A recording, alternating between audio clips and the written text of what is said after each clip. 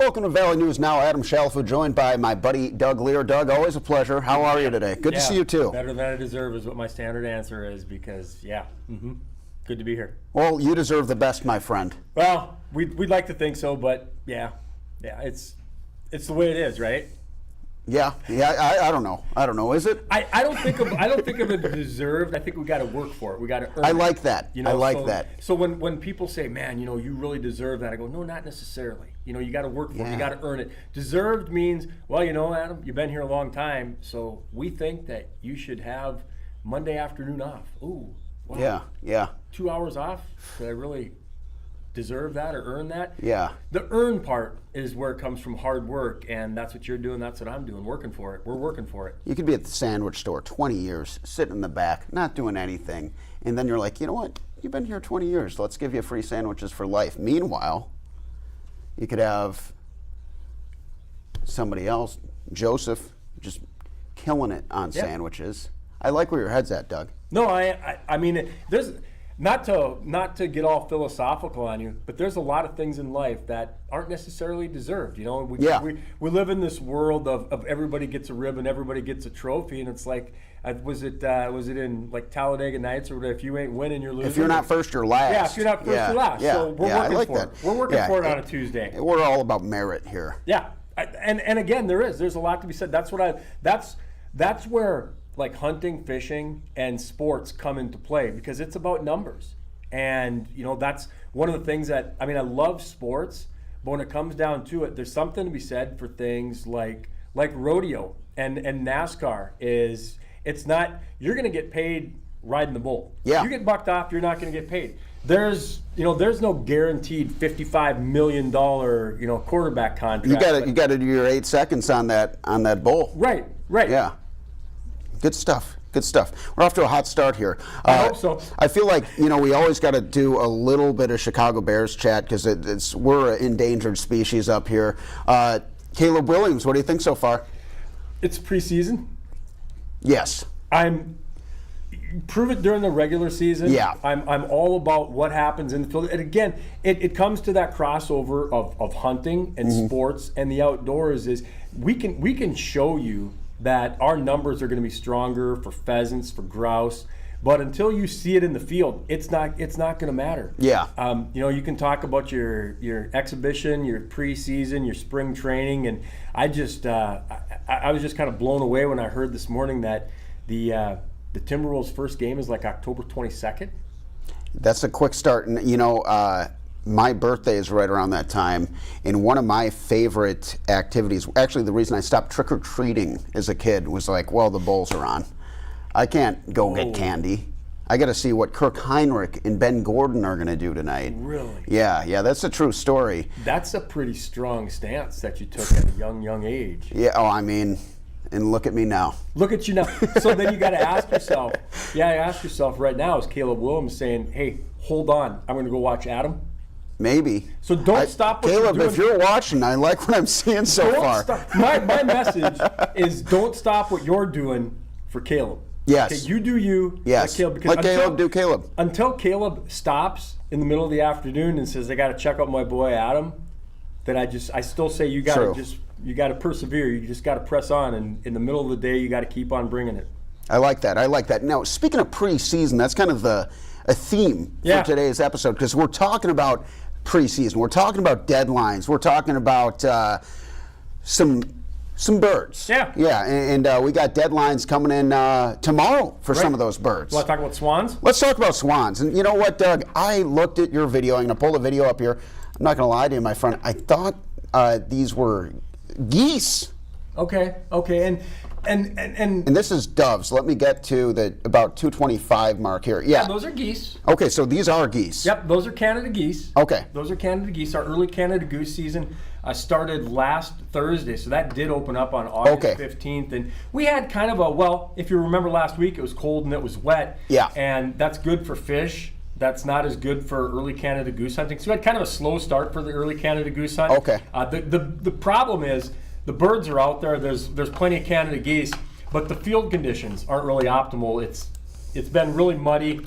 It's been really wet, and that's making it a a lot more of a challenge for the goose hunters. And one of the things that we've seen, the early Canada goose hunt, the August Canada goose hunt, has only been around for about 25 years, and for the most part, it's a young man's game. We get a lot of college students that may live in Fargo or Grand Forks, but they grew up in rural Minnesota or North Dakota, and they want to get out and do some hunting. There's lots of birds.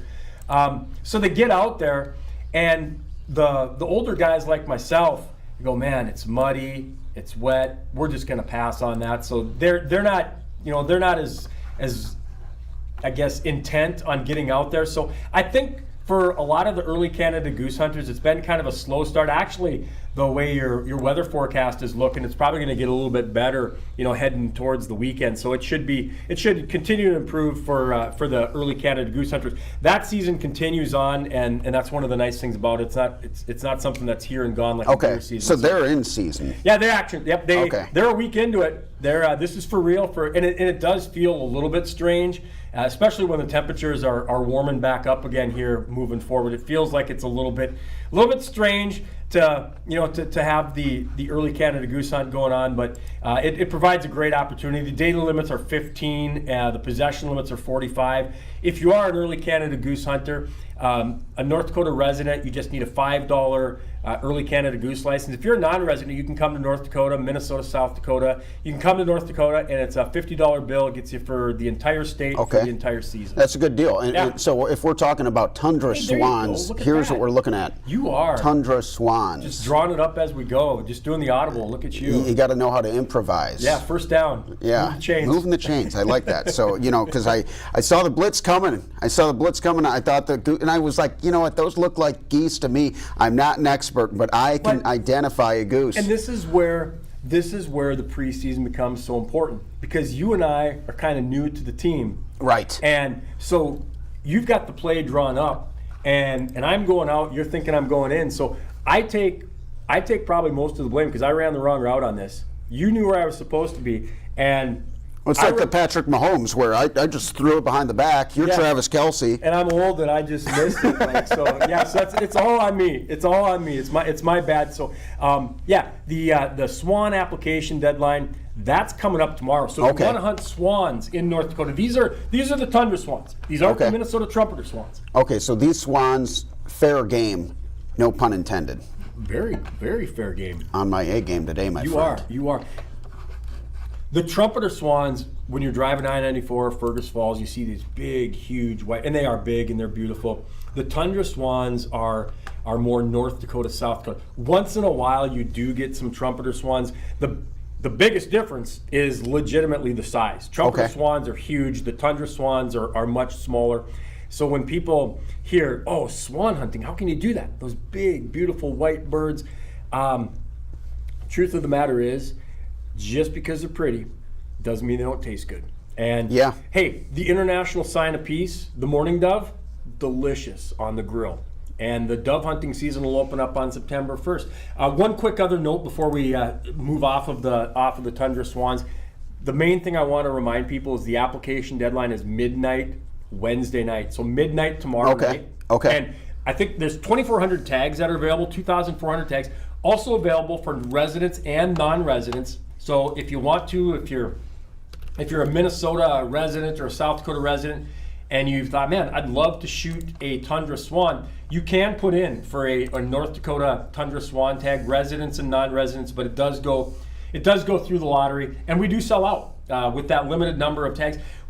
If you've ever thought about it, like if you're coming to North Dakota to do some pheasant hunting, if you're coming to North Dakota to do some duck and goose hunting, sometimes people look at this as kind of like a bonus bird. Like, oh, hey, I'm going to be traveling to North Dakota, even if you're going to Devil's Lake doing some late season walleye fishing, if you're coming to North Dakota pheasant hunting, archery deer hunting, it's kind of like an added bonus. So yeah, you might want to consider putting in for a tundra swan tag. That's coming up, the deadline midnight tonight. The applications are all done on the Game and Fish Department website. And we'll show you a quick look here. So just gf.nd.gov, your swan application, and as you said, coming in hot, but I'd say a pretty good deal there. It is. That's one of the things when you think about when people say, oh, $30 for a non-resident. $30 doesn't get you very far. A $10 bill for a resident swan license. Can you get into a high school football game? Maybe for $10, and maybe. and that's one game. This is the swan hunting season. So Season pass. yeah, Swan pass. there you go. Ooh. Very good. Okay. Hey, you guys let me know if you want to pick that idea up. Yeah. Swan pass. Yeah, don't wait. Okay. Don't just sit around the office waiting for the phone to ring or for the message to bing, and it might be a little while. We got a lot of stuff to work on. And let's talk about some of those. Not taking any disrespect to you and your talent and skill and ability. It's about us in trying to evaluate that talent. It takes us a little while. Oh yeah, well, it takes us a while. Talent It's government. evaluation. You can't rush that. We're in the war room. Yeah. We're looking at a lot. It's not just you. Yeah, We got a lot yeah. of people to evaluate. And that's what you got to do. We want to make sure we make the right choice. And we want to constantly evaluate. That's right. And then you want to evaluate your evaluations. And evaluate the evaluators. And our future could be riding on this decision. So it might not be just me. It might be a lot of people whose future depends on your performance. The pressure is on. Yep. Let's talk about some doves, my friend. Yeah. So I'm going to play this video, and this is just beautifully shot. I just want to say off the Has top. absolutely nothing to do with me.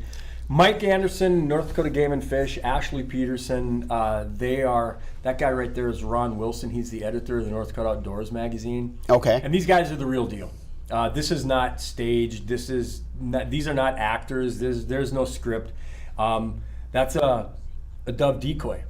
Yeah, and that's quite impressive looking. So basically the idea there is going to make the other doves follow that, and then you're going to have a better shot at hunting one. Right, that's exactly what it is. So you can put decoys on the tree branches. Those are the real thing. Look at how good I was thinking. I thought those might be decoys. But so that's one of the cool things about dove hunting. It is one of our earliest seasons. You find yourself a rock pile, find yourself a feed site. You don't have to have decoys.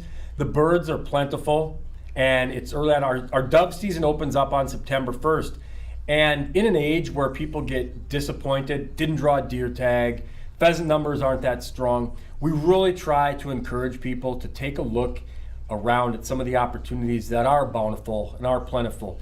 If you go to a farmer and say, hey, I saw some mourning doves feeding out in your stubble field, do you mind if I hunt them? You're more likely to get a yes than if you say, hey, I saw this big buck out in your field, do you mind if I go out and shoot it? They're like, no, that's for me. Yeah. Hey, I saw a bunch of pheasants over there. Do you mind if I go shoot your pheasants? No, I got my son coming home this weekend. Mourning doves provide a great opportunity. And I'm not kidding when I tell you they taste good. The only problem with doves is they're so small. It takes a lot to make a meal. They're not easy to hit. It's a great challenge. One of the other things about dove hunting is when you start off your season dove hunting, they're small, they're quick, they're fast. By the time you get to some of the bigger birds, by the time you get to the pheasants, by the time you get to the late season ducks or the giant Canada geese, if you're hitting 10 out of 15 shots on dove, you're going to be going 3 for 3. You're going to be doing Luis Ariz type averages. That's Hall of Fame numbers. If those you're are going Hall of 2 Fame. for 3 on doves, Yeah. get this guy in the Olympic Games. Yeah, absolutely. Jeez. Sign them long term. Yeah, But yeah. again, it's a fun opportunity for people, whether you live in Grand Forks or Fargo in the Red River Valley. It's just really something that can get people encouraged to get outdoors. And I'm not kidding. If you go to the Game and Fish Run website, we've got a lot of recipes on there because that's very cool. One of the things that we believe in is it's not just about the hunt. And if we can get people to try different types of kitchen fare, different ways to prepare things, grill it, fry it, stir fry it, and Adam takes a bite of that that roast dove on the grill, you're gonna go, okay, bears are blowing it this year. I'm gonna take up hunting. I'm not gonna waste my Sundays anymore sitting around, waiting and dreaming and hoping. Yeah. Caleb Williams is injured. It's not working out. And I'm gonna say, I Next miss thing you know. Justin Fields. No. If that happens, then you should be hunting. It'll be a rough year. Yeah. And I hope you let the Twitterverse or let people know that if you get to a point where you say I miss Justin Fields, then that's the time to send out the tweet, to put down the Twitter machine and get outdoors. Hey, Go for guys, a walk. I will be stepping away from the NFL for the rest of the season. I will be picking up dove hunting. Yeah. Me and Doug. Yeah. And when you say because I miss Justin Fields, everybody will go, okay, now we know it's time for an intervention. It's time to find a new hobby. Now, speaking of fields, 3,500 more acres of walk-in hunting access. That is huge for the program. Added this year. Yeah, it is. We have what's called private land open to sportsmen, and we've got some great private lands biologists, 15 of them scattered across North Dakota. They work with farmers and ranchers and landowners. So if you are one and you're looking to put a little more money in your pocket by providing walk-in hunting access, I'd encourage you to contact the Game and Fish Department.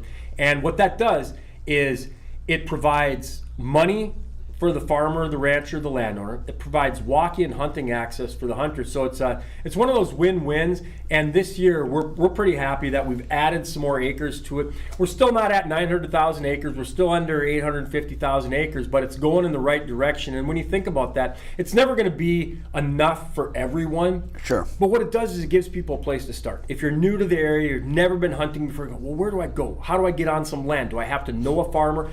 We've got a plots guide, private land open to sportsman guide. It's available free on the Game and Fish Department website, where you can check out and find, hey, I might head up to Devil's Lake. I might go to Valley City. I might go down to Wyndmere or Hankinson. There's a football game going on, and I can go out there and do some dove hunting and then go to the football game or whatever like that. Really provides an open door. It provides kind of a starting point. So the plots book is a book. They'll be available, not as easily available as online, so we encourage people to go online. Our Game and Fish offices have the book. Some of the licensed vendors, the big box stores will have some plots guides, but the best thing that we can do is tell you, go online, maybe on a Tuesday afternoon, you check it out on the Game and Fish Department website, print off a couple of the maps, and you'll be set. And the good news is we're going to have more acreage again this year, and this is scattered, from Williston to Wahpeton and from... That's key. Yeah, it is. It's you want it to be, state. Dispersed, so it's convenient for everybody. Yeah, and from us, it's kind of a challenge because we know the best pheasant numbers are in southwestern North Dakota, but there's some good pheasants down in Richland County and in Ransom County, and there's a huge population in the Red River Valley. So we know some people can take a weekend and drive to western North Dakota. Other people, it might just be, hey, we've got Saturday morning. What do we got for walk-in hunting access around Fargo? And we've got it. Right, and then you just drive that 40 or so minutes to Richland, and you have yourself a day. Yeah, absolutely. And that's what you got to do. Now let's talk a little bit about. There's a lot of turkey tags left as well, and I like the idea because you're talking about recipes and stuff. Right. You could get out there, get yourself a turkey, and be set for Thanksgiving. Yeah, and I tell you what. The turkey applications are available right now online, 4,545, 110 more than last year. The big thing is the deadline is September 4th. September 4th is a deadline for our turkey season, and we typically see a pretty strong interest in the fall turkey hunt. So we get a lot of applications in. It's not a race. Just because you get in first doesn't mean you're going to have any kind of preference, but I would encourage you, before it slips your mind, because there's so much going on right now, that if you want to hunt turkeys in North Dakota, you'll have to have a license. So you put in now. The application deadline is September 4th. The turkey season itself will open up on October 12th. That'll run through January 5th. It's really about kind of setting the table for the fall, making sure that you've got this license, got this application in, because then you get to the season, oh man, I forgot to put in for a turkey tag, and we don't want that to happen. We want to make sure that everybody, so I appreciate you bringing that up and making sure that we can kind of check the box and make sure people are getting their list of things to do. That doesn't necessarily include mowing the lawn. Well, I mean, I like that you're saying setting the table, because I'm always thinking about food. And Thanksgiving, man, it's, in my opinion, it's like the Oscar Robertson of holidays. Really? Like, just super underrated. And don't get me wrong, it's highly rated. But, like, for me, it's like maybe number 2. I love me some Christmas. Yeah, you gotta love Christmas. Yeah, gotta love Christmas. But Thanksgiving, super underrated. There's football games all day. There's food all day. And I like the concept, just the gratitude and the inherent attitude of gratitude within the Thanksgiving ceremony and that day itself. This gets to the heart of what sets guys like you apart, because you're not about the gifts and the presents. You're just about the thanks and the gratitude. So this is not, you're happy with the meal and some football. You don't need to be opening gifts. You can just enjoy the day. I'm doing my best. I'm biting my tongue because I could get right into one of my Zen parables, but maybe after the recording, I'll tell you that one about Phil Jackson isn't busy, is he? Yeah, well, he's got time on his hands. It's from his book, Sacred Hoops, actually. Mm-hmm. Yeah. He has a story about Do it. That's what we're here for. All right, yeah, why not? I mean, I can listen. I don't have to talk the entire time. So there's a story about, and I'll make it the quick version. There's a story about some monks, and one of them has this really nice cup, this chalice, and then one day it breaks, and the other monk is like, hey, aren't you sad? Your favorite cup is broken. He says, to me it was already broken. And so when you have the appreciation for something as if it's already gone, you're going to have a deeper appreciation for what you have while it's still there. Wow. I do like that a lot. Isn't that nice? Yeah. That's a good one. Yeah, that is. And that gets down to the core of life, is appreciating where you're at, what you have, yes. not what you used to have, what you think you should have. Yeah. So. You don't want to chase your tail. Oh. Your tail being, the ego-driven wants. Like, what about what you need, baby? And that's where you get in the Rolling Stones. Yeah. You get what you need. Yeah. And you need a turkey license, folks. That's right. That's good stuff. Yeah, good. Let's talk about some bad stuff. Uh-oh. Blue algae. Oh, yeah, the blue-green algae. We started heating things back up, the last few days. I mean, obviously not, 100-degree temperatures, but anytime we get into the backside of August, we start reminding people about blue-green algae. Okay. And it sounds kind of mundane, but the blue-green algae is a very, very neon blue, green, yellow, red, bright. It's not just the dull drab algae that you see. I was down to Big Detroit Lake on Sunday afternoon, there's some algae blooms out there. It's not the nasty cyanobacteria. The really nasty stuff is what can make pets sick if a dog is in it, if a dog ingests it.